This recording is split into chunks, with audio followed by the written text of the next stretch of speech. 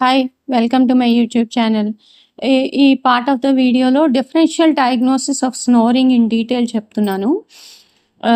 స్నోరింగ్‌కి differential diagnosis అంటే ఏమేం causes ఉండొచ్చు అనేది అనటామికల్‌గా అవ్వచ్చు, ఫిజియోలాజికల్‌గా అవ్వచ్చు, పాథలాజికల్ కండిషన్స్‌లో అవ్వచ్చు, అప్పర్ ఎయిర్‌వే అబ్‌స్ట్రక్షన్ అవ్వచ్చు, లేదా అప్పర్ ఎయిర్‌వే రెసిస్టెన్స్ అవ్వచ్చు నిద్దట్లో.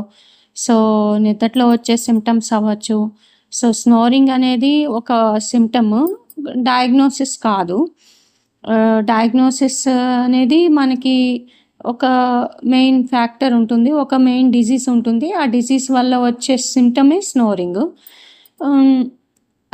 అబ్స్ట్రక్టివ్ స్లీప్ యాప్నియా లేకపోతే అదర్ స్లీప్ డిసార్డర్డ్ బ్రీతింగ్ ఉందా ఏంటి అనేది అండర్‌లయింగ్ కాజ్‌ని ఎవాల్యుయేట్ చేసి అప్పుడు స్నోరింగ్ ఈ అండర్‌లయింగ్ కాజ్ వల్ల వస్తుంది అని మనం డయాగ్నోస్ చేస్తాం.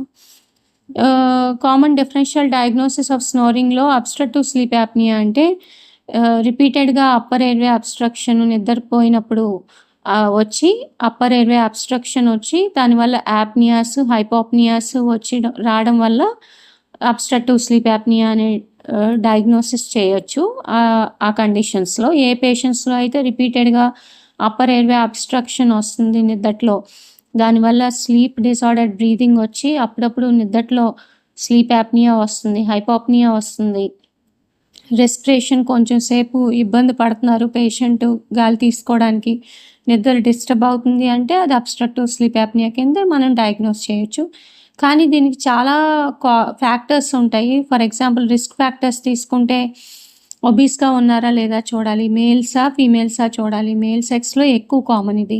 ఒబీస్‌గా ఉన్న వాళ్ళలో ఎక్కువ కామన్. ఓల్డర్ ఏజ్ అయ్యే కొద్దీ అబ్స్ట్రక్టివ్ స్లీప్ యాప్నియా వచ్చే ఛాన్సెస్ ఎక్కువ ఉంటుంది. లార్జ్ నెక్ సర్కంఫరెన్స్, నెక్ విడ్త్‌ని బట్టి అబ్స్ట్రక్టివ్ స్లీప్ యాప్నియా సివియరిటీని కూడా మనం డయాగ్నోస్ చేయొచ్చు. క్రేనియోఫేషియల్ అబ్నార్మాలిటీస్ ఏమన్నా ఉన్నాయా? కొన్ని మెడికల్ కండిషన్స్‌లో వాళ్ళు కొంతమంది పేషెంట్స్‌కి కొన్ని మెడికల్ కండిషన్స్ ఉండడం వల్ల వాళ్ళు అబ్స్ట్రక్టివ్ స్లీప్ యాప్నియాకి మోర్ ప్రోన్ అనమాట. అలాంటి కండిషన్స్. స్నోరింగ్ టిపికల్‌గా లౌడ్‌గా ఉంటుంది. మధ్య మధ్యలో మనం చూడొచ్చు కూడా, వాళ్ళు రెస్పిరేషన్ ఆపేస్తూ ఉంటారనమాట. పేషెంట్‌ని పడుకోమని మధ్య మధ్యలో మనం విట్‌నెస్ చేస్తూ ఉంటే వాళ్ళు నిద్దట్లో గ్యాస్పింగ్ గానీ, చోకింగ్ ఎపిసోడ్స్ గానీ రావచ్చు. లేతే యాప్నియాస్‌ని విట్‌నెస్ చేయొచ్చు మనం. డే టైమ్ సింప్టమ్స్ వచ్చేసి రాత్రి సరిగ్గా నిద్ర పట్టకపోవడం వల్ల పగలు నిద్రపోతూ ఉంటారు ఈ అబ్స్ట్రక్టివ్ స్లీప్ యాప్నియాలో. మార్నింగ్ హెడేక్స్ ఉంటాయి అండ్ అన్‌రిఫ్రెషింగ్ స్లీప్. ఎంతసేపు నిద్రపోయినా లేసేసరికి అన్‌రిఫ్రెషింగ్‌గా ఉంటుందనమాట. రిఫ్రెషింగ్‌గా ఉండదు వాళ్ళకి. అది characteristic features of obstructive sleep apnoea. ఎలా డయాగ్నోస్ చేస్తారు అంటే పాలిసామ్నోగ్రఫీ అండ్ స్లీప్ స్టడీస్ ఉంటాయి. వాటి ద్వారా మనం అబ్స్ట్రక్టివ్ స్లీప్ యాప్నియాస్‌ని కంప్లీట్‌గా డయాగ్నోస్ చేయొచ్చు. నెక్స్ట్ డయాగ్నోసిస్ వచ్చేసి upper airway resistance syndrome, UARS. ఇందులో ఏంటంటే ఎయిర్‌వే రెసిస్టెన్స్ ఇంక్రీజ్ అయ్యి స్లీప్ డిస్టర్బ్ అవుతుంది, కానీ యాప్నియాస్ ఉండవు. ఇంక్రీజ్డ్ ఎయిర్‌వే రెసిస్టెన్స్ ఉండడం వల్ల స్లీప్ అనేది డిస్టర్బ్ అవుతుంది. స్నోరింగ్ ఉంటుంది, డే టైమ్ ఫెటీగ్ అంటే నీరసంగా ఉంటుంది పగలంతా, అండ్ స్లీప్ డిస్టర్బెన్సెస్ కూడా ఉంటాయి. అబ్స్ట్రక్టివ్ స్లీప్ యాప్నియా అంత సివియర్ కాదు, కానీ సిమిలర్ సిమ్టమ్స్ ఉంటాయి. స్నోరింగ్ ఉంటుంది, డే టైమ్ ఫెటీగ్ ఉంటుంది, నీరసంగా ఉంటారు ఫెటీగ్ వల్ల, స్లీప్ డిస్టర్బెన్సెస్ ఉంటాయి అప్పర్ ఎయిర్‌వే రెసిస్టెన్స్ సిండ్రోమ్‌లో, కానీ సిగ్నిఫికెంట్ యాప్నియాస్ అనేవి మనం నోటీస్ చేయము. Next anatomical abnormalities and obstructions. ఈ అనటామికల్ అబ్నార్మాలిటీస్ అండ్ అబ్స్ట్రక్షన్స్లో నోస్లో కానీ, థ్రోట్లో కానీ, జాలో కానీ స్ట్రక్చరల్ ఇష్యూస్ ఉండడం వల్ల నోసు, థ్రోటు, జాలో ఈ అబ్స్ట్రక్టివ్ స్లీప్ యాప్నియాతో సమానంగా స్లీప్ యాప్నియా సిమ్టమ్స్ ఉంటాయన్నమాట. ఫర్ ఎగ్జాంపుల్ స్ట్రక్చరల్ ఇష్యూస్కి వచ్చేసరికి నాసల్ కంజెషన్ ఆర్ అబ్స్ట్రక్షన్ ఉండొచ్చు, పాలిప్స్ ఉండడం వల్ల, లేకపోతే డీవియేటెడ్ నాసల్ సెప్టమ్ ఉండడం వల్ల ఈ నాసల్ కంజెషన్ ఆర్ అబ్స్ట్రక్షన్ వచ్చి ఈ స్లీప్ యాప్నియా సిమ్టమ్స్ ఉండొచ్చు.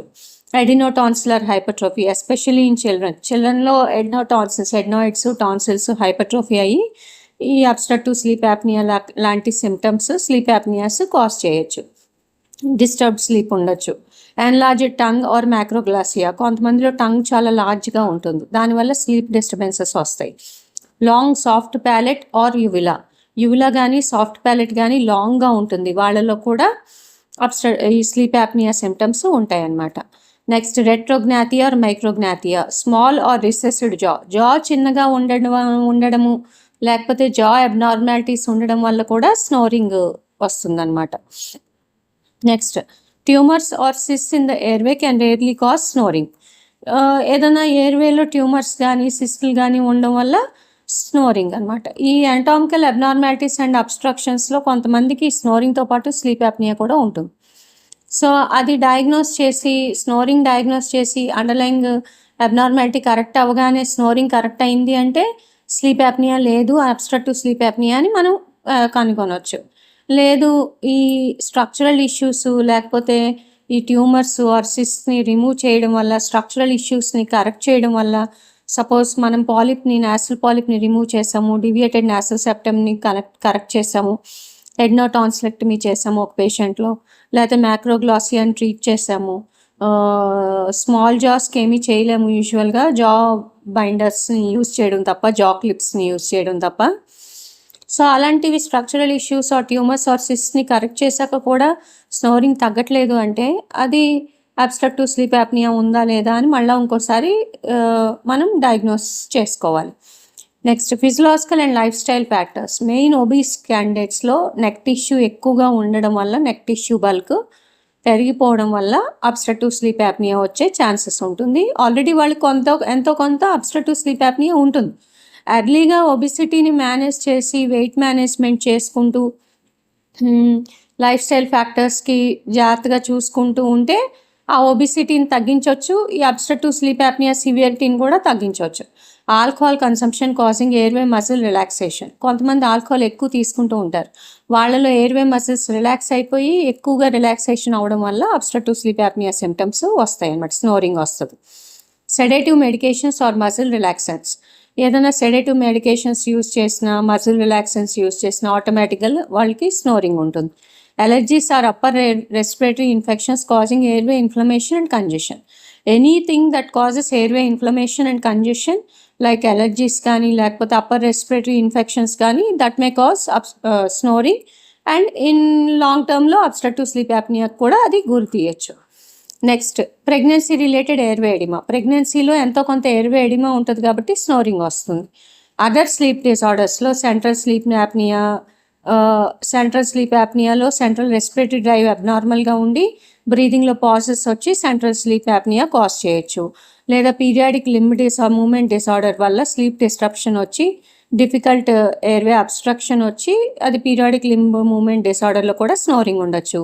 నార్కోలెప్సీ అండ్ డిప్రెషన్లో ఎక్సెసివ్ డే టైమ్ ఫెటిగ్ ఉంటుంది, అది కూడా స్లీప్ డిసార్డర్స్, స్నోరింగ్ ఉండొచ్చు అందులో కూడా. So other sleep disorders central sleep apnoea, periodic limb movement disorder, narcolepsy and depression. Next medical conditions associated with snoring. కొంతమందికి hypothyroidism ఉంటుంది, దానివల్ల టిష్యూ ఎడిమా ఉండి ఎయిర్వే నారోయింగ్ ఉండి స్నోరింగ్ రావచ్చు. గ్యాస్ట్రోఇసోఫేజియల్ రిఫ్లక్స్ డిసీజ్లో రావచ్చు, క్రానిక్ అబ్స్ట్రక్టివ్ పల్మనరీ డిసీజ్లో రావచ్చు. Asthma may contribute to sleep disordered breathing.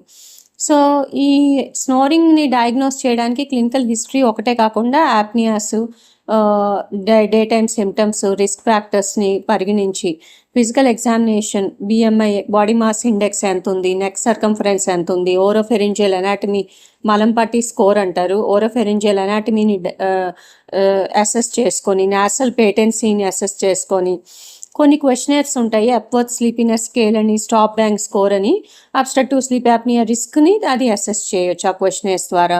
Diagnostic studies వచ్చి sleep studies, polysomnography or home sleep apnoea test, లేదా ఇమేజింగ్ చేయొచ్చు. ఒకవేళ స్ట్రక్చరల్ అబ్నార్మాలిటీస్, ట్యూమర్స్ ఏమైనా ఉంటే CT scans, MRI scans, head and neck cancers ఏమైనా ఉన్నా ఆ city head, city neck, city MRI neck, MRI head చేసుకోవచ్చు. నాసల్ డీకంజెస్టెంట్ టెస్ట్, ఏదైనా ఎలర్జెంట్ టెస్టింగ్ కూడా మనం చేసుకుని డిఫరెన్షియల్ డయాగ్నోసిస్లో మనం రూల్ అవుట్ చేసుకోవచ్చు ఏ టైప్ ఆఫ్ స్నోరింగ్ అది దేని వల్ల వస్తుందా అని. So what are the conditions? Obstructive sleep apnoea, upper airway resistance syndrome, anatomical abnormalities and obstructions. అందులో structural issues like nasal congestion, adenotonsillar hypertrophy, macroglossia, long soft palate or uvula, retrognathia or micrognathia, లేదా tumours or cysts in the airway, physiological and lifestyle factors like obesity, alcohol consumption, allergies, other sleep డిసార్డర్స్లో narcolepsy medical